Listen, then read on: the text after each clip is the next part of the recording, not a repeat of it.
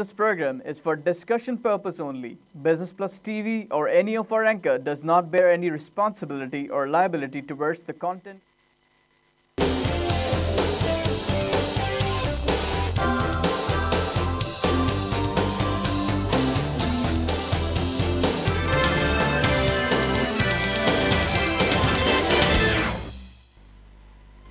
नाजरीन, welcome to the market show. मैं हूं अली नासिर। आज जिस मौजू के ऊपर नाजरीन हम गुफ्तगू करेंगे वो है जनाब वाला मुलाजमतें यानी एम्प्लॉयमेंट क्रिएशन करना। और ख़ास तौर के अंदर अगर देखें तो हमारे यहाँ देही इलाकों के अंदर क्योंकि मुलाजमतें मौजूद नहीं हैं, वहाँ पर तरक्याती काम नहीं होते, इस वजह से हम अर्बन माइग्रेशन देख रहे हैं जिसके बड़े सिवियर किस्म के कॉन्सिक्वेंसेस हो रहे हैं। इसके साथ साथ ये भी है कि जब तक रूरल इकॉनमी आपकी सही से डेवलप ना हो सके तो आप आगे कैसे बढ़ेंगे बतौर मुल्क। अगर आप हमारे पड़ोसी ममालिक को देखें, ख़ास तौर पे तरक्की याफ्ता ममालिक को देखें, तो वहाँ पर रूरल वाला वर्ड जो है वो मेरे ख्याल इंडिया को छोड़ के और किसी मुल्क के अंदर आपको कम ही दिखाई देगा हमारे नेबरहुड के अंदर। लेकिन हमारे यहाँ ये एक बहुत बड़ा चैलेंज है। मेरे साथ बहुत ही अहम मेहमान आज शामिल गुफ्तगू होंगे। तारुफ़ कराता चलूँ जनाब डॉक्टर मुख्तार ख़ान साहब, जो कि चेयरपर्सन हैं हसन फाउंडेशन के। वेलकम करूँगा सर आपको। अस्सलाम वालेकुम। मैंने आपसे जब मुलाकात की तो आपकी गुफ्तगू से मैंने अख़ज़ किया कि आप पाकिस्तान के उन इलाकों में काम करना चाहते हैं जिन इलाकों के अंदर कोई जाता नहीं काम करने के लिए, ताकि वहाँ के लोगों में प्रॉस्पेरिटी आए, वहाँ पर जो हम कहते हैं ह्यूमन डेवलपमेंट या सोशल डेवलपमेंट इंडिकेटर्स इंप्रूव हों। जी, इसके पीछे मैं चाहूँगा कि सबसे पहले तो सोच और फिक्र बताएं, what is the idea behind it, and second how do you execute it, क्योंकि ये बड़ा मुश्किल काम है। और फिर इसके रिजल्ट्स क्या निकलते हैं, और ये बताइएगा अगर कहीं रिजल्ट अच्छा निकला है तो क्या वाकई में do we see that kind of prosperity yielding further prosperity for them. जी, पाकिस्तान में मसाइल तो बहुत ज़्यादा हैं जी, लेकिन एक बेसिक ह्यूमन राइट जो है वो पानी का है। जी जी, तकरीबन 50% पाकिस्तान की पॉपुलेशन को सेफ़ वाटर मुहैया नहीं है। बड़े शहरों में नहीं है, देहात में नहीं है। तो पानी की वजह से जो मुश्किलात पैदा होती हैं उसका इफ़ेक्ट इकानमी पे ही सिर्फ नहीं है, बल्कि उसका इफ़ेक्ट एजुकेशन पे है, उसका हेल्थ पे है, उसका इंफ्रास्ट्रक्चर पे है, उसका जेंडर गैप पे है। तो अगर हम पानी प्रोवाइड कर सकते हैं देहात में और शहरों में तो उसका इम्पैक्ट जो है डायरेक्टली और इनडायरेक्टली बहुत उसका होगा, इकानमी पे होगा, उसका हेल्थ पे होगा, उसका एजुकेशन पे होगा। तो उससे बहुत ज़्यादा इम्पैक्ट हो सकता है उस पर। अच्छा, यहाँ पर मुझे ये बताइएगा, आपने पानी का जिक्र किया। अफसोस की बात यह है कि पानी तक रसाई हमारे मुल्क के अंदर, हम 5 दरियाओं का ख़ुद को मुल्क कहते हैं और हम कहते हैं जनाब दरिया सिंध जो है वो यहाँ बहता था, बल्कि पूरे हिंदुस्तान की जो सिविलाइजेशन इधर आकर बसी वो दरिया सिंध की वजह से बसी। अफसोस की बात यह है कि आज इंडस बेसिन जो है मोस्ट थ्रेटन्ड वाटर रिसोर्सेज के अंदर से एक गिनी जाती है। अगर हमारी ऐसी सिचुएशन क्रिएट हो रही है और बड़ा ओपनली अब इंटरनेशनली इसको डिक्लेयर कर दिया गया और यहाँ पर ड्राउट कंडीशंस डेवलप हो सकती हैं। वाटर फॉर सैनिटेशन की बात नहीं कर रहा सर, मैं उस वाटर की बात कर रहा हूँ जो पीने का भी हमें मुहैया नहीं होगा। जी, और थर जैसे लगा, आपने थर में कभी वर्क किया, मैं इसलिए आपसे पूछना चाह रहा हूँ, so because I am bit inquisitive. थर लाइक सिचुएशन पूरे कंट्री में डेवलप हो सकती है। बिल्कुल हो सकती है जी। थर में पानी की किल्लत बेतहाशा है जी। पानी लाना ये औरतों का काम है और उनको 3 से लेके 5 किलोमीटर तक वॉक करना पड़ता है। अच्छा, जब ये जाती हैं पानी लाने के लिए तो वो 30 से लेके 40 पाउंड्स तक 15 से 20 किलोग्राम का वेट ये उठा के लाती हैं, पानी का, सिर्फ पानी का। और आप अंदाज़ा करें कि अगर आपको 20 किलोग्राम का वेट आपके सर पे है, आपको 3 से 5 किलोमीटर जाना होता है। फिर आप ये भी देखें कि अगर टेम्परेचर 35 डिग्रीज हो और 40 डिग्रीज टेम्परेचर होता है तो दिन में आपके कम से कम 3 घंटे आराम से लग जाते हैं। फिर वो पानी का निकालना, उस पर आपकी जितनी कैलोरीज आप यूज़ करते हैं उसमें तो आने जाने पे मेरे अंदाजे के मुताबिक आप तकरीबन 30% जो डेली कैलोरिक इनटेक होता है वो सिर्फ पानी में लग जाता है उनका। तो उनकी शुरू से उनकी अंडर न्यूट्रिशन होती है, मेल न्यूट्रिशन होती है। फिर आप जितनी कैलोरीज आप लेते हैं तो वो उसमें 30% इसमें चले जाते हैं। फिर मल्टीपल प्रेगनेंसीज होती हैं, उससे और ज़्यादा फिर मेल न्यूट्रिशन, अंडर न्यूट्रिशन होती है। तो अगर कोई बच्चियां अगर वो पढ़ना भी चाहती हैं तो 3-4 घंटे तो दिन का टाइम उनका सिर्फ पानी लाने में लग जाता है, तो वो स्कूल कैसे जाएंगी? बड़ी अहम बात है। तो नहीं, but I wanted to get in, मैं एक और पर्सपेक्टिव भी आपसे डिस्कस करना चाह रहा था। उसकी वजह ये है कि हमारे यहाँ वो क्या होता है कि साफियों को गाड़ी में भर के लेके जाते हैं, वहाँ पे अच्छा सा कोई इलाका दिखाते हैं, अच्छे से अस्पताल दिखाते हैं और फिर कहते हैं साहब थर में सब कुछ ठीक ठाक है जी। मगर ऑन ग्राउंड आप थर में गए होंगे जी, जो मेरी एक्सपेक्टेशन है जी। तो आपने वहाँ रियलिस्टिकली क्या ये देखा हालात बहुत बेहतर हो गए हैं, अस्पताल बहुत बेहतर हो गए हैं, पानी तक रसाई खुली मिल गई है? क्योंकि हमारे यहाँ तो एक हर चीज़ स्टेज्ड होती है ना, हमारे स्टेज मीडिया PR इवेंट होता है, उसमें जर्नलिस्ट को ले जाया जाता है गाड़ियों में भर के, वहाँ जाके उनको अच्छे टिक्के कबाब वगैरह खिलाए जाते हैं और फिर कहा जाता है कि देखें लोग कितने खुश हैं। तो रियलिस्टिक सिचुएशन क्या है थोड़ा सा मुझे बता दें, फिर मैं I will try to move on. जी, रियलिस्टिक सिचुएशन ये है कि सिर्फ एक जगह पे जब हम ड्राइव कर रहे थे तो हमें कुआं नज़र आया, तो गाड़ी रोक के हम वहाँ पे गए। फिर हमने देखा कि तकरीबन 200 मीटर्स के इर्द वहाँ पे 6 कुएं थे, 6 में सिर्फ एक से लोग पानी लेके जा रहे। तो हमने पूछा भाई इतनी छोटी सी जगह में 6 कुएं क्यों लगे हुए हैं? तो उन्होंने बताया कि जी ये डिफरेंट NGOs आके कुआं लगा देते हैं क्योंकि ये बिल्कुल सड़क के करीब है, तो वहाँ पे ज़रूरत है या नहीं है। जी, तो वो प्रोजेक्शन होती है। बल्कि कुछ ऐसे भी होता है कि वो जो कुआं लगाते हैं वो एक से प्लैक उठा के दूसरे पे लगा देते हैं, फिर उसकी और तस्वीरें होती हैं। तो ये बात हमें देखने में आई और शायद ये और जगहों पे ऐसे ही होता होगा। हमने कोई जगह ऐसे नहीं देखी जहाँ पे फंक्शनल RO प्लांट हो, क्योंकि वहाँ एनर्जी का इशू होता है, फिर उसमें फ़िल्टर चेंज करने का इशू होता है, उसकी मेंटेनेंस अपकीप का इशू होता है। तो billions of rupees have been spent on those RO plants. जी। अच्छा खैर, मैं इस मौजू के ऊपर आपके पास दोबारा आता हूँ, लेकिन ये रूरल डेवलपमेंट के अंदर कल एक चीज़ मेरे जहन में आ रही थी जी, और वो ये थी कि जब ऐसे इलाकों में जो कि फार फ्लंग होते हैं, जहाँ तक लोग जाना पसंद नहीं करते, सड़क के किनारे नहीं होते, दूर होते हैं, तो फिर ऐसे पसमानदा इलाकों में जब तरक्याती काम किए जाते हैं तो वहाँ पर कुछ मुलाजमतें पैदा की जा सकती हैं जी। जैसे स्कूलों की रिकन्स्ट्रक्शन हो जाए, कोई वहाँ पर जो इंफ्रास्ट्रक्चर है डैमेज हुआ हो उसको इम्प्रूव कर दें, कोई नई सड़क बना दें, या जैसे आपने कहा कि पानी के कोई वसाइल जो हैं उसको पैदा करने के लिए कोई काम किया जाए। तो इस तरह मुलाजमतें कहीं आपने देखी पैदा होती हुई, आप सजेस्ट करेंगे कि करें ताकि बेहतरी आए? जी बिल्कुल। अगर आप एक सादा सी मिसाल मैं आपको देता हूँ, वो जैसे विंदर बलोचिस्तान का एक्सपीरियंस है हमारा। जी जी। विंदर में हमने देखा कि बाज़ देहात में लोग 1250 रुपए वो पे करते थे बाई वीकली पानी के लिए सिर्फ। तो 1250 बाई वीकली, पसमानदा तरीन इलाका, तो ये हो गए 2500 रुपए हर महीने के सिर्फ पीने के पानी के लिए। और ये नहाते थे 2 हफ्ते के बाद, 3 हफ्ते के बाद उनको जाना पड़ता था विंदर के शहर में। तो आप अंदाज़ा करें कि जॉबलेस रेट वहाँ पे कोई 50% के करीब था वहाँ पे, यानी मुलाजमत नहीं है, आधे से ज़्यादा लोग। जी, आधे से ज़्यादा। हाँ, तो अगर आधे से लोगों की मुलाजिमत नहीं है, जब मुलाजिमत थी तो उनकी तनख्वाह थी 7,000, 8,000, 9,000 रुपए। तो उसमें से अगर आप 30% या 25% आप सिर्फ पानी पे लगाते हैं, अगर आप उनको पानी देते हैं तो आपने उनकी इकोनॉमी को बूस्ट दिया। एक फैमिली को 25-30% पे इनकम कॉम्प्लीमेंट करते हैं, इनकम आवर्स को वो करते हैं। फिर इसी तरह जो वक्त उनका लगता है पानी लाने ले जाने में, जो 3 घंटे लग जाते हैं, वो 3 घंटे का टाइम भी आपने उनको दे दिया। फिर जो बच्चे जाते हैं पानी लाने के लिए, वो वक्त अगर वो स्कूल में लगाएंगे तो उनकी एजुकेशन भी अच्छी होगी।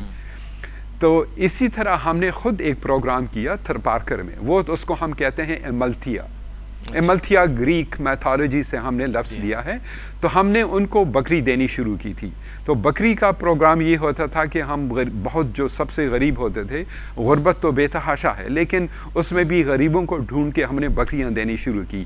तो ये बकरी हम बकरा नहीं, सिर्फ बकरी देते थे, और हमारे अंदाजे के मुताबिक सिर्फ एक बकरी से उनकी इंडिविजुअल फैमिली की इकानमी पे कम से कम 20% का फ़र्क पड़ता था उनका। उनकी दूध वो लेते हैं, वो उनके बच्चे पैदा होंगे तो बच्चों को आगे वो बेच सकते हैं या उनकी तादाद बढ़ सकती है, फिर बड़ी होंगी तो फिर उनको वो भी बेच देंगे। तो इसी तरह हमारे अंदाजे के मुताबिक वहाँ पे उससे काफ़ी फ़र्क पड़ सकता है और बहुत से काम हो सकते हैं। जैसे अगर आप उनको हमारे मुल्क का मसला है ना बेरोजगारी का है जी, बहुत ज्यादा बेरोजगारी हमारे मुल्क जी, के अंदर, और ख़ास तौर पे देही इलाकों में बहुत ज़्यादा बेरोजगारी। और जैसे आपने बताया पसमानदा फार ऑफ एरियाज, यहाँ तो कोई परवाह भी नहीं करता कि जाके मुलाजमतें दें जी। बल्कि आजकल तो ये नया सिस्टम शुरू हुआ, पता नहीं आप उससे वाकिफ़ हो, हमारे उस्ताद ने ये शुरू किया था, बोले इनकम सपोर्ट प्रोग्राम जी। और उसमें क्या करते हैं कि ये तो आपने जैसे बताया कि आप एक ज़रिया दे देते हैं जी, ताकि वो अपना खुद कमा लें जी। उसमें क्या है कि हम जाके पैसे दे देते हैं, नॉट लाइक आर्म्स जी, मतलब आप भीख नहीं दे रहे, जी। लेकिन आप उनकी इनकम सपोर्ट कर रहे हैं। जी। Do you agree with this kind of idea income support, या आप कोई और, मैं इसलिए चाह रहा हूँ कि आप थोड़ा कुछ अगर नयापन कुछ दे सकते हैं उसमें। जी, नयापन में बात यह है कि अब जैसे एम्ब्रॉयडरी वहाँ पे औरतें करती हैं, तो हमारा ख्याल है कि हम एक प्रोग्राम करेंगे जिसमें हम वोकेशनल स्कूल बनाएंगे।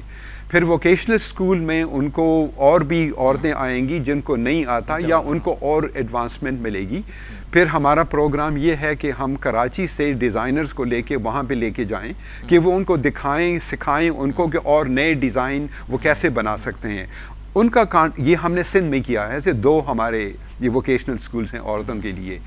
तो फिर उन यानी आर्ट्स क्राफ्ट और बेस्ड इंडस्ट्री, होम बेस्ड उनकी हो, तो वही आर्ट्स क्राफ्ट और ये एम्ब्रॉयडरीज की चीज़ें प्रोडक्ट्स बना के उनको कोई शोरूम यहाँ पे बना दें या कांटेक्ट में डाल दें यहाँ पे जो बड़े डिज़ाइनर्स हैं उन पे, तो वो उनकी डिज़ाइन उनको दिखा दें, भाई आप बना दें, वो बना सकती हैं।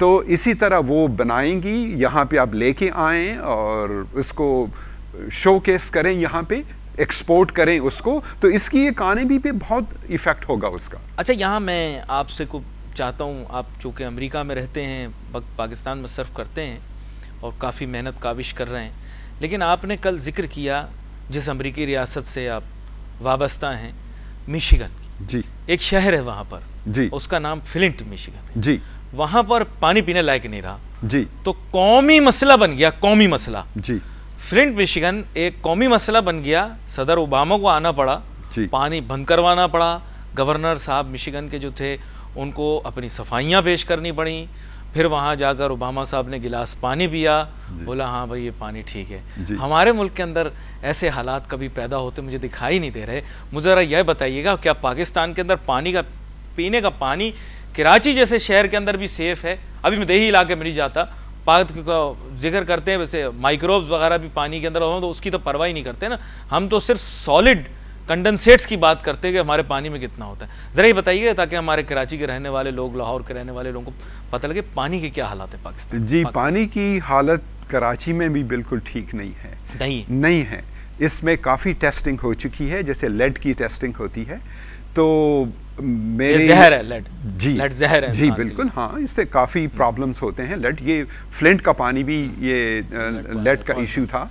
बांग्लादेश में जो है वो आर्सेनिक का इशू है। थरपारकर में किसी ने कहा था कि वहाँ पे फ्लोराइड का इशू है। तो ये बातें बहुत कॉमनली कही जाती, ये फैक्ट है, यहाँ पे टेस्टिंग हो चुकी है।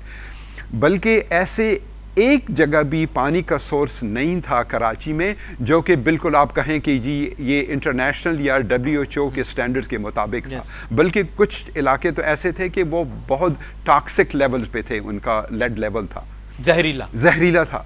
इसी तरह लाहौर में भी ये टेस्टिंग ऐसी हो चुकी है। 1989 में लाहौर में टेस्टिंग हुई तो 300 फुट तक का पानी जो था वो पीने के काबिल नहीं था।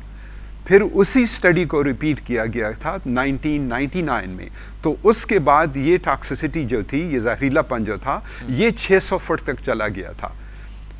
तो ये हालत ये बिगड़ती जा रही है और ख़राब होती जा रही है। अब यहाँ पे जो लोग आते हैं दिस टाइम दे वेस्टेड, मैं आपको ऐसे बता रहा हूँ, I don't know whether you heard of this time they wasted a lot of milk entering into Lahore because the water which was actually the, आपको पता है पाकिस्तान के अंदर गवाले दूध पानी मिलाते हैं, हाँ, या पानी में दूध मिलाते हैं, whichever way you want to consider, वो पानी ठीक नहीं था जी। आप पता हो शायद ये हफ्ते पहले की खबर है जी। That coming from rural areas mind you जी, ये रूरल एरिया से आ रहा था जिन्हें हम निस्बतन साफ समझते हैं, हम कहते हैं दरिया का पानी है साफ है, वहां से दूध लाया जा रहा था जी। ये बड़ी गलत फहमी है हमारी। हमने हसन फाउंडेशन ने खुद टेस्टिंग की है। अच्छा, हमने 11 स्पॉट्स पे टेस्टिंग की है पानी की, एक कैनाल से दरिया काबुल से वो निकलता है। 11 की 11 सैंपल्स जो थे हमने आगा खान में टेस्ट कराए, यहाँ पे पेशावर से भेजे। हर एक सैंपल जो था उसमें 5700 प्लस की ई कोलाई की कॉलोनीज थी पर 100 सीसीज। अलावेबल 0 है जी। अच्छा। एक भी नहीं होना चाहिए। और ये क्या शय है ये कोलाई? ई कोलाई ये स्टूल कंटेमिनेशन है जी। यानी इंसानी फुजला। इंसानी फुजला जी। पानी में इंसानी फुजला उस जगह पर जो कि बिल्कुल हटके है दुनिया से जी, वहां पर भी है। वहां पे भी है जो हर एक सैंपल में था। इमेजिन दिस जी।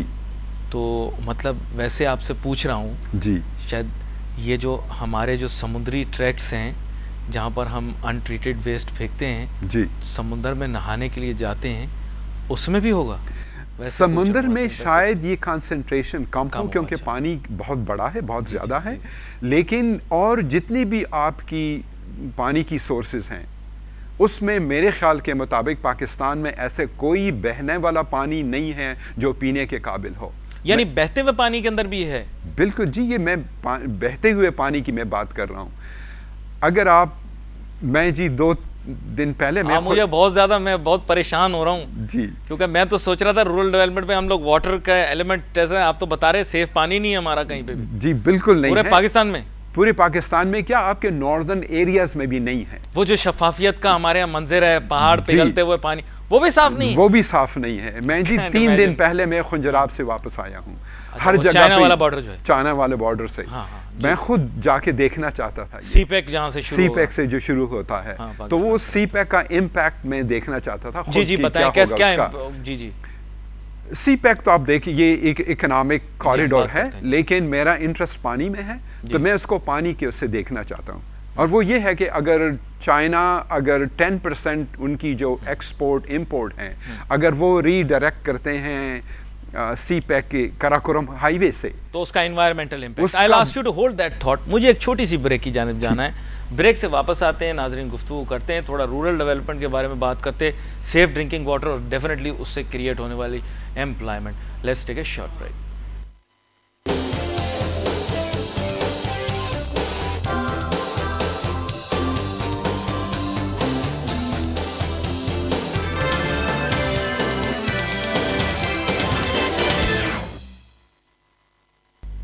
नाजरीन welcome back after the break. गुफ्तगू जारी है हमारी। डॉक्टर मुख्तार खान साहब के साथ बात कर रहे हैं। ब्रेक पे जाने से पहले मैं इसे इंकशाफ ही कहूँगा क्योंकि हम लोग तो बड़े सुकून से पानी पी लेते हैं और गांव देहात में जाते हैं तो डॉक्टर मुख्तार साहब हम तो पानी, मैं आपको अपनी आदत बता देता हूँ, अब तो खैर यहाँ कराची शहर आ चुका हूँ, लेकिन एक दौर के अंदर मैं जहाँ दरिया वगैरह कहीं बह रहा होता था, नाला भी बह रहा होता था, तो बस यूँ करके थोड़ा सरसरी अपने दिल की तसल्ली के लिए पानी पी लेता था। चाहे गदला भी हो तो लोग बोलते थे गदला पानी भी पी सकते हैं, बहते पानी जो है वो साफ़ होगा। लेकिन आपने मुझे जो बातें बताई हैं उसके बाद मुझे तो अजीब सी घबराहट सी शुरू हो गई है कि आपका कहना ये है कि देही इलाकों के अंदर भी जो पानी अगर साफ तक रसाई नहीं तो बाकी तो रूरल डेवलपमेंट सब चीज़ सेकेंडरी हो गई, जब तक ह्यूमन डेवलपमेंट सोशल डेवलपमेंट का प्राइमरी इंडिकेटर हमारा मिलेनियम और सस्टेनेबल गोल्स के अंदर मेरे ख्याल एक्सेस टू पोर्टेबल वाटर जो है मेरे ख्याल टॉप प्रायोरिटी, अगर मैं सही से बोल रहा हूँ तो। आप बिल्कुल सही कह रहे हैं जी। पानी की तो बेसिक ह्यूमन राइट है और बेसिक ह्यूमन राइट में यह है कि इसका इम्पैक्ट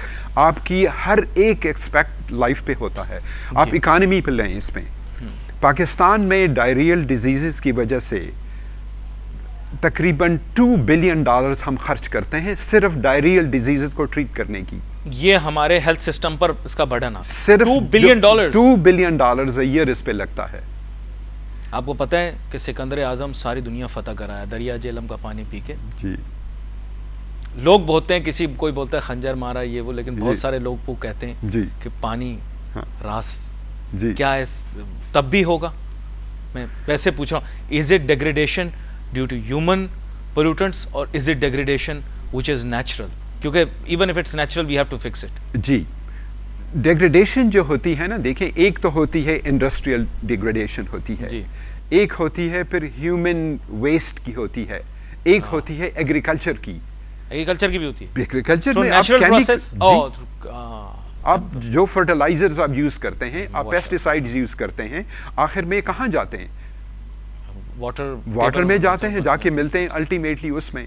तो इंडस्ट्रियल, हम पाकिस्तान में तो मुझे नहीं पता कि कोई इंडस्ट्री भी ऐसी हो जो कि पानी को वो ट्रीट करके, नहीं, पानी सीधे का सीधा जाता है हमारे जो फ्लोइंग वाटर सोर्सेज होती है उसमें जाती है। चला जाता है एग्जैक्टली, हमारी टैंडरियों का पानी जी, that kind of thing that can even जो खाल पे से रंग उतार दे वो तो दरियाओं में चला जी, जाता है। बिल्कुल आप ठीक कहते हैं। और ह्यूमन वेस्ट जो है, अब जितने कैनाल्स आप देखें, मैंने ड्राइव किया है ये देखने के लिए, तो कैनाल्स के साइड्स पे आप जितने घर भी देखते हैं, उन सब के टॉयलेट्स के पाइप से होते हैं, ये कैनाल में आ जाते हैं। उसी कैनाल में बच्चे जो होते हैं वो डाइव लगाते हैं, नहाते हैं, और सिर्फ नहाने की बात नहीं होती है, मैंने उनको देखा है वाटरमेलन खाते हुए उसी सूएज के पानी में जो कैनाल में बहता है, वहीं पे वो मेनल भी खा रहे हैं, वहाँ पे आम खाते भी मैंने देखा है उनको। मैंने भी देखा सर, टीवी पर आता है। जी हाँ। अच्छा, लेकिन यहाँ पर एक चीज़ आपसे पूछनी है, मेरे ज़हन में ये है कि हमारे यहाँ बहुत सारे लोग कहते हैं to complement the income of rural areas people should grow fruits, right?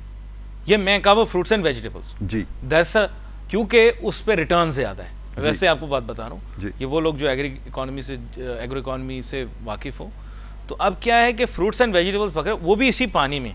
ये तो आपने एक बताया ना कि वो बहुत ज़्यादा क्लोज कॉन्टैक्ट है। हाँ। फ्लोइंग वाटर या कैनाल वाटर या फिर डगा छोटी छोटी ट्रिब्यूटरीज जो हैं, इसमें जो पानी आ रहा है अगर वो पोल्यूटेड है तो वेजिटेबल्स वगैरह जो मतलब वो तो अपनी कॉम्प्लीमेंट कर रहे हैं इकोनॉमी, लेकिन आई थिंक कि वो हर्ट नहीं कर रहा होगा कहीं ना कहीं। कुछ क्या कहते हैं? जी बिल्कुल, बहुत ज़्यादा हर्ट करता है। क्या है उसमें, क्या इम्प्लीकेशंस हो सकते हैं? उसकी इम्प्लीकेशन ये है कि अगर आप किसी हॉस्पिटल में जाएं तो आपके तकरीबन 30% बेड्स जो होते हैं ये वाटर बोर्न डिजीज़ के पेशेंट्स ऑक्यूपाई करते हैं। अगर आप पानी को साफ करते हैं, पानी को आप सेफ बनाते हैं, तो आपको 30% बेड्स आपको फ्री में मिल जाएंगे जो किसी और मरज़ के लिए लोग इस्तेमाल कर सकेंगे उसको। तो इसकी इकानमी पे कितना टाइम उस पर लगता है, उसके डायरियल डिजीज़ होती हैं तो उससे आपकी न्यूट्रिशन पे इफेक्ट होता है। नहीं, लेकिन ये मैं पूछना चाह रहा, जो एस्पेक्ट मैं करना आपसे पूछना चाह रहा था वो ये कि जैसे अब गरीब निकला मुलाजमत ढूंढने, जी, भले गांव देहात में, आपको पता है जी, अब जो सबसे पहले हमारी नज़र जाती हुई ये है कि भाई कराची से बाहर निकले तो अब हमारा दही इलाका, मैं वैसे बता देता हूँ, जैसे हमारे शहर के दही इलाका है, गडाप है, मलीर है, आई डोंट नो आप उसकी ज्योग्राफी, आई एम श्योर आप ज्योग्राफी से वाकिफ होंगे। अब लोगों ने मुलाजमा वहाँ पे ज़्यादातर, मैं आपको बता रहा हूँ, जो इकोनॉमी है ना, फ्रूट एंड वेजिटेबल्स की इकोनॉमी, वहाँ जी फ्रूट एंड वेजिटेबल्स की इकोनॉमी है, लोग फ्लरिश कर रहे हैं बहुत ज़्यादा।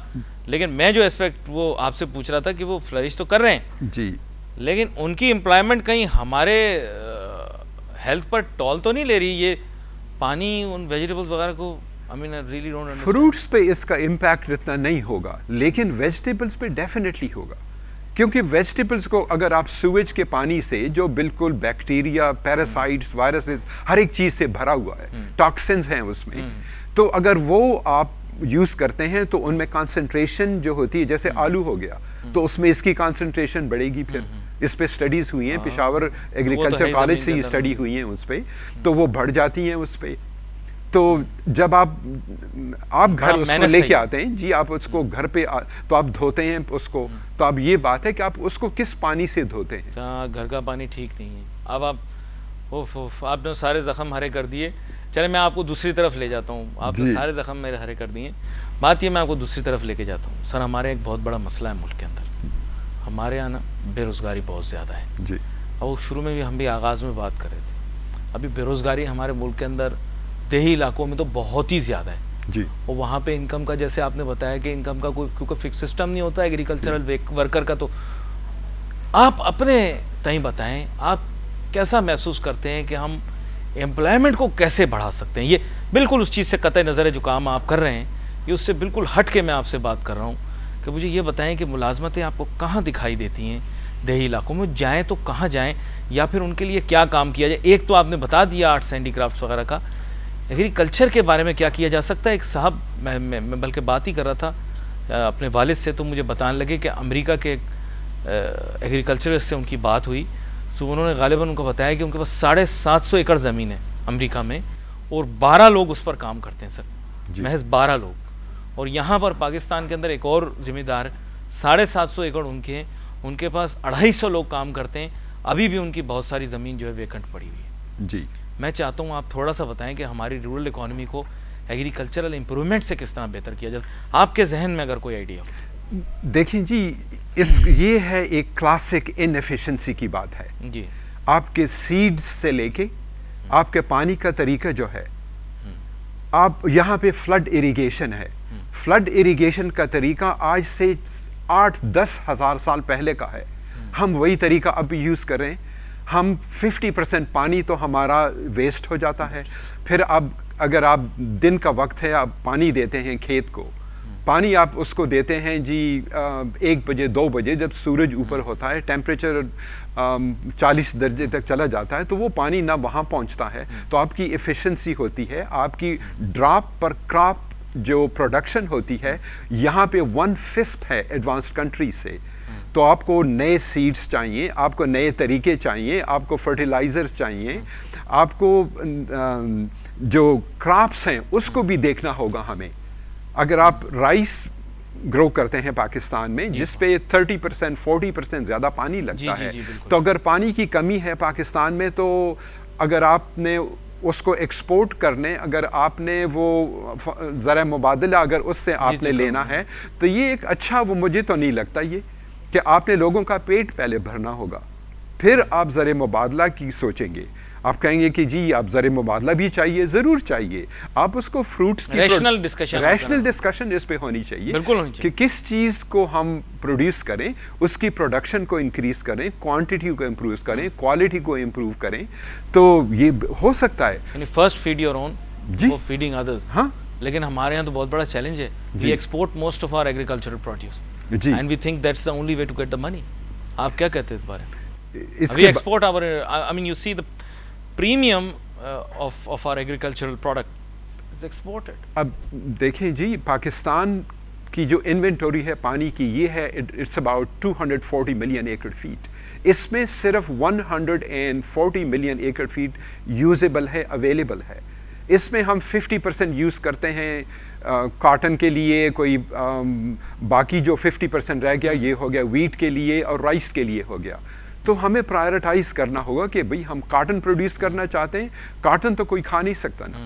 रशियंस ने और उसमें उज़्बेकिस्तान में ऐसा किया है, उन्होंने पूरे एरल सी को ड्राई कर दिया है जी, पूरे समंदर को ड्राई कर दिया है।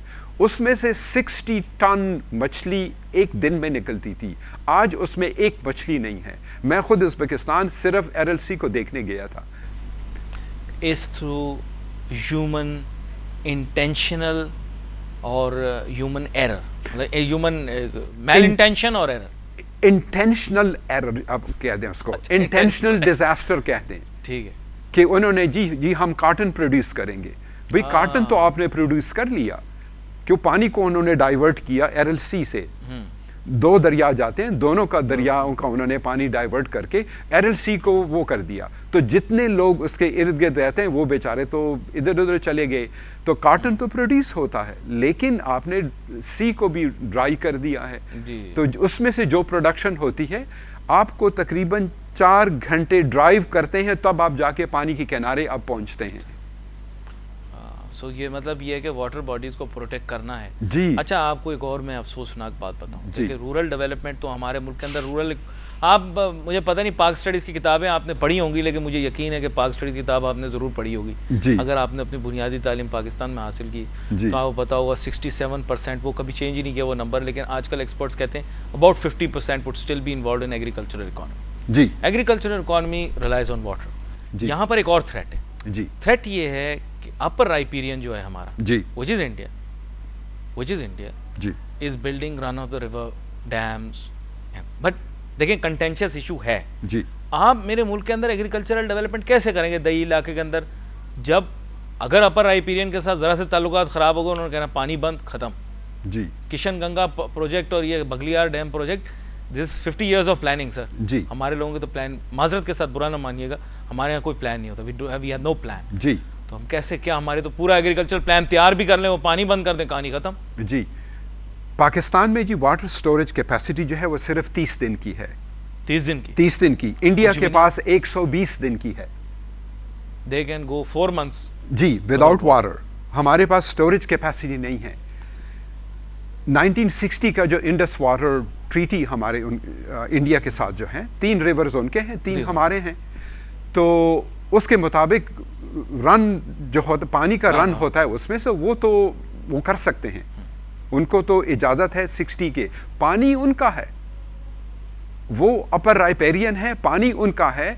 आज तक जो होते हैं, कभी वो कहीं से नहीं बात होती है कि जी उन्होंने वाटर डंप किया पाकिस्तान में, फ्लड आ गया, ये बातें होती रहती हैं। किया ना, वो कहते हैं अभी हमारे हाँ, कहते हैं अब डंप किया। ये बातें प्रूफ है नहीं है वो दूसरी बात है, लेकिन उन्होंने काफ़ी हद तक निभाया है अपनी ट्रीटी को।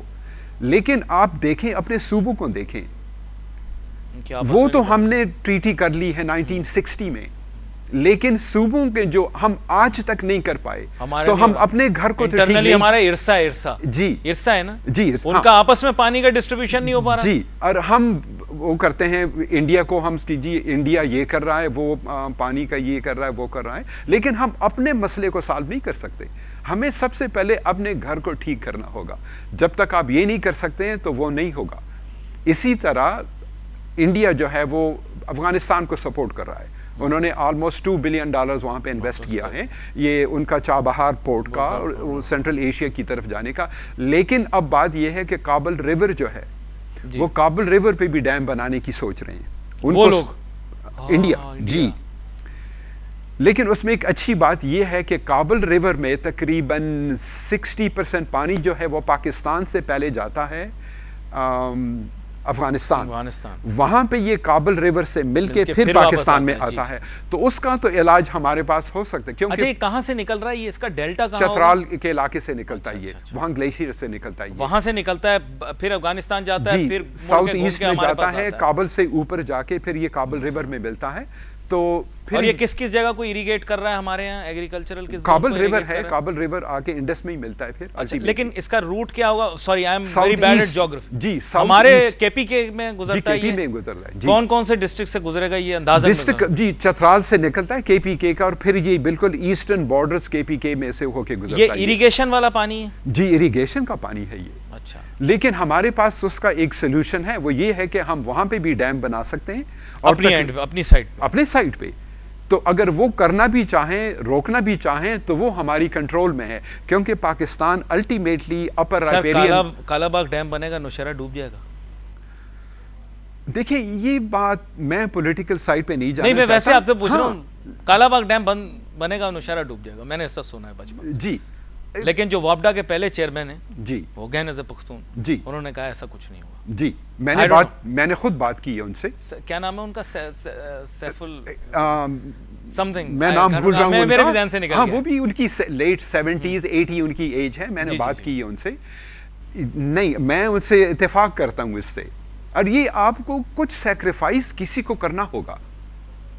हम हमेशा, आप घर से निकलते हैं सर, चाइना ने 3 गॉर्जेस डैम बनाया जी, हिस्टोरिकल सिटीज सारे डब होती है जी, हजारों। उनकी सिविलाइजेशन हमारी सिविलाइजेशन से पुरानी या नई पे मैं कंटेस्ट नहीं करता जी, लेकिन यह है कि उनकी सिविलाइजेशन भी बहुत पुरानी है जी। उन्होंने बहुत सारे हिस्टोरिकल सिटीज, अपने आबाओ अजदाद के शहर सबको डबो दिया 3 गॉर्जेस डैम बनाने के लिए। आज बिजली की प्राइस वहां पर बहुत कम जी। सैक्रिफाइस सारी दुनिया में सब लोग करते आ रहे हैं। अगर आपने अपने फ्यूचर को ठीक करना है तो आपको ये सैक्रिफाइस देना पड़ेगा। आप उसको कंट्रोल कर सकते हैं। But we still have 2 dams and we made no allocation. Bhasha जी, ये I think they call it Diamer Bhasha जी, एंड द अदर वन ये नॉर्दर्न एरियाज में है। हाँ, मेरे अंदाजे के मुताबिक जी, अदर इज दासू। हाँ, तो ये दियामिर जो है ये तो इट्स द बेस्ट प्लेस मेरी ओपिनियन में, क्योंकि वहां लोग बहुत कम हैं, बड़े बड़े पहाड़ हैं, वहाँ तकरीबन 8 पीक्स ऐसी हैं जो 8000 मीटर से ज़्यादा हैं। तो अगर वहाँ हाँ, उसमें तो आपको, वो तो बड़े पहाड़ हैं, संगलाख हैं वो, तो आप उसमें स्टोर कर सकते हैं, आपको डिस्प्लेसमेंट नहीं करनी पड़ेगी, आप जो है इरिगेशन की ज़मीन को पानी के नीचे नहीं आना पड़ेगा, और उसमें मेरे अंदाजे के मुताबिक तो बहुत बड़ा डैम हो सकता है, उसकी कैपेसिटी बहुत बढ़ सकती है उससे स्टोरेज की। ये दैट्स वेरी इंपॉर्टेंट। मैं आपको इसलिए बता रहा हूँ क्योंकि अब मुझे बहुत सारे लोगों ने, एग्रीकल्चरलिस्ट के बहुत सारे कि जहन में बहुत सारी परेशानी है जी, मुस्तकबिल में पानी का क्या होगा जी, फिर खौफ जैसे आपने बताया अभी, बैनुल सूबाई भी बहुत ज़्यादा खौफ है जी, कि पानी ज़्यादा फिर किसके पास रह जाएगा जी, इसका पानी, उसका पानी, इसका पानी। हमारे अपना भी लोअर और अपर राइपीरियन का झगड़ा है, आपको पता है पाकिस्तान। जी बिल्कुल है। तो अब वो ये कहते हैं कि साहब हमारी एग्रीकल्चरल लैंड शेयरिंग करेगी, हमारे पास इरिगेशन थ्रू कैनाल सिस्टम है। बाय द वे वो कैनाल सिस्टम हमने नहीं बनाया, अंग्रेज़ों ने बनाया था जी। बार बार पाक स्टडीज़ की किताब में लिखा होता है हमारा कोई मार्वल या वंडर है, हमारे इसमें कोई मार्वल या वंडर नहीं है, ना हेड बलो की, ना ये जितने हेड मराला ये सब जो है ये अंग्रेज़ों ने जी 1881 से ये शुरू हुए हैं और उसके बाद से बनते चले आ रहे हैं 1941, 46। तो हमने क्यों नहीं बनाया सर? हमारा क्यों नहीं? को agricultural economy can not survive without irrigation. अब देखें, उससे बड़ी बात को हम भूल रहे हैं इस वक्त जी। वो बड़ी बात यह है कि 1951 में पाकिस्तान की पॉपुलेशन थी 45 मिलियन। उस वक्त पानी था हमारे पास 5650 क्यूबिक मीटर्स। 2010 में हमारी आबादी काफ़ी बढ़ गई है, अब 190 मिलियन पे हम आ गए हैं। इस वक्त हमारे पास पानी है 850 क्यूबिक मीटर्स पर पर्सन। 5650 से लेके हम आ गए हैं 850 पे। डिप्लीट हो गई ना बहुत सारी। नहीं, पानी डिप्लीट, देखें ये पानी 4.5 बिलियन ईयर्स ओल्ड है। पानी कहीं नहीं जाता, ना आप क्रिएट कर सकते हैं इसको, ना आप डिस्ट्रॉय कर सकते हैं, आप इसको पोल्यूट कर सकते हैं, आप इसको ज़ाया कर सकते हैं। लेकिन जो बात है, आपकी पॉपुलेशन बढ़ रही है, जब पॉपुलेशन बढ़ेगी उसके लिए खाना चाहिए, पर कैपिटा कम हो जाएगा जी। और 97% पाकिस्तान का पानी वो एग्रीकल्चर यूज़ करता है। पीने के पानी का भी मसला नहीं है, वो तो आप आसानी से उसको सॉल्व कर सकते हैं। आपका मसला जो है, हमारा मसला जो है वो एग्रीकल्चर का है। आप 97% पानी आप एग्रीकल्चर को इतने इनएफिशिएंट तरीके से कर रहे हैं कि अगर आबादी 2025 में आपकी आबादी होगी 220 मिलियन, आपका पानी जो होगा वो आ जाएगा कोई 650-700 क्यूबिक मीटर पे आ जाएगा। आप वाटर स्केर्स कंट्री हैं ऑलरेडी। इसके ऊपर तो मज़ीद भी आने वाले दिनों के अंदर आपके साथ बात करना बहुत ज़रूरी है। वैसे आपको बताऊंगा कि तुस्के बाबरी या बाबरनामा आप ज़रूर पढ़िएगा, उसमें जो एग्रीकल्चरल टेक्निक्स हमारे बाबर बादशाह ने यहाँ आकर देखी, वो मुग़ल थे, वो यहाँ के नहीं थे, तो वो आप पढ़िएगा तो आप खुद हैरान होंगे, उस ज़माने से ही ये काम कर रहे हैं, मिस यूज़ ऑफ जो भी इनकी तरीक़ाकार होता है। आपका बहुत शुक्रिया डॉक्टर मुख्तार खान साहब, आप प्रोग्राम के ऊपर हमारे तशरीफ़ लाए। नाज़रीन, हमने बात की, गुफ्तगू शुरू में चलिए हम एक्चुअली एम्प्लॉयमेंट जनरेशन के बारे में बात। Employment generation without agricultural economy survive नहीं कर सकती। Agriculture can not survive without irrigation. और ह्यूमन डेवलपमेंट और सोशल डेवलपमेंट के जो इंडेक्स के लिए जो चीज़ें आपको चाहिए, उसमें पानी का एक्सेस जो है बहुत ज़रूरी है भी। इनका जो मौजू वो साफ़ पानी के मुहैया होने का है पाकिस्तान के अंदर। यहाँ पर नाज़रीन हमारे प्रोग्राम को ख़त्म हुआ चाहता है। अली नासिर को हमारी टीम को इजाज़त दीजिए। अल्लाह हाफ़िज़।